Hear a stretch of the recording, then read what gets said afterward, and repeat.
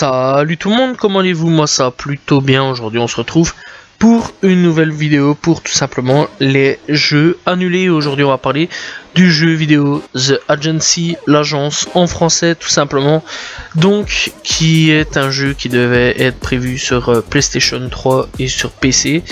Donc voilà, c'est un projet de jeu vidéo d'action en ligne massivement multijoueur développé par Sony Online Entertainment tout simplement. Et donc encore une fois le jeu était prévu pour PS3 et sur PC.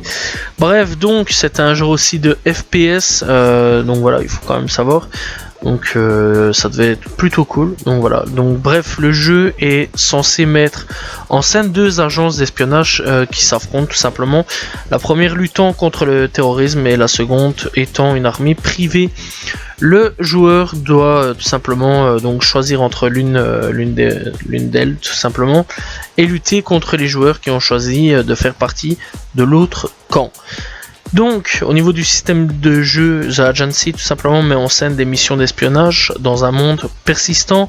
En ligne, le joueur incarne un agent de l'UNIT ou alors le Paragon et il doit remplir divers contrats pour devoir accomplir certaines missions. Il doit recruter des assistants afin de collecter tout simplement des infos, récupérer du matériel, etc. Le jeu propose une vue à la troisième personne. Et cependant, il est cependant tout simplement possible de jouer en vue FPS. Et donc les missions mélangeant tout simplement des phases d'infiltration, de tir et de conduite de véhicules. The Agency est développé par Sony Online Seattle, un studio qui ouvre en 2005. Le jeu est officiellement annoncé en 2007 et sa première démonstration jouable a été présentée le mois suivant durant l'Electronic Entertainment Expo. Le jeu est finalement annulé par Sony le 30 mars 2011 avec la fermeture tout simplement de Sony Online Entertainment Seattle. Bref, Sony donc développait The Agency, ce qui était vraiment pas mal, en plus sur Unreal Engine 3. Le jeu était un peu cartoonesque, il faut le savoir quand même, c'était un genre de FPS action, donc voilà. Et encore une fois, c'était un jeu style à la cartoon, style là, si vous avez déjà joué à tout simplement Team Fortress, c'est à peu près la même chose, à peu près dans le même délire, vraiment dans le même délire, je vais même dire. Et malheureusement, ça a été annulé, alors vraiment juste parce que Sony a décidé de fermer en fait un studio, ce qui est complètement débile, ce qui est vraiment débile d'ailleurs, parce que franchement avoir les thrillers, avoir un petit peu toutes les bandes annonces etc, ça me donnait vraiment envie en fait de jouer. D'ailleurs là je viens de me mater tout simplement les bandes annonces. À l'époque je m'intéressais pas vraiment aux bandes annonces, ici c'est vraiment en cherchant tout simplement en voyant le jeu, ça m'a vraiment intéressé. Je me suis même dit wow, j'aurais quand même bien kiffé en 2011 voir tout simplement les bandes annonces de ce jeu là. Malheureusement je les ai pas vus. Moi à l'époque c'est vrai quand même que sur PlayStation 3 ouais j'achetais vraiment plus au feeling, sauf pour Call of où je voyais tout simplement les bandes annonces, ça m'intéressait, ou pour Assassin's Creed aussi ça m'intéressait aussi. Donc voilà, mais bon bref, donc clairement ouais, j'aurais bien aimé quand même voir les bandes annonces de ce jeu là. Voilà, en plus c'était vraiment une époque où Team Fortress marchait énormément. C'est vrai quand même qu'il y a eu une grosse époque à ce niveau là, donc durant ces années là où Team Fortress marchait énormément. Il y a eu plein de vidéos là-dessus d'ailleurs. Voilà, après donc on est arrivé sur PS4, il y a eu quand même d'autres jeux à peu près similaires avec Team Fortress.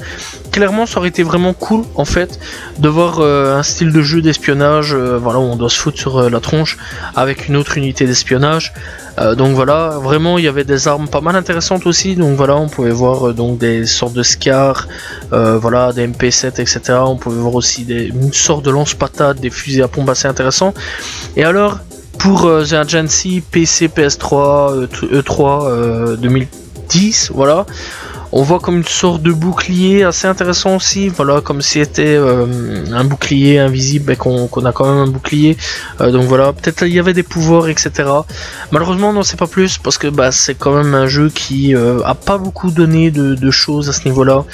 Donc voilà, malheureusement c'est juste encore une fois un jeu rangé dans les cartons.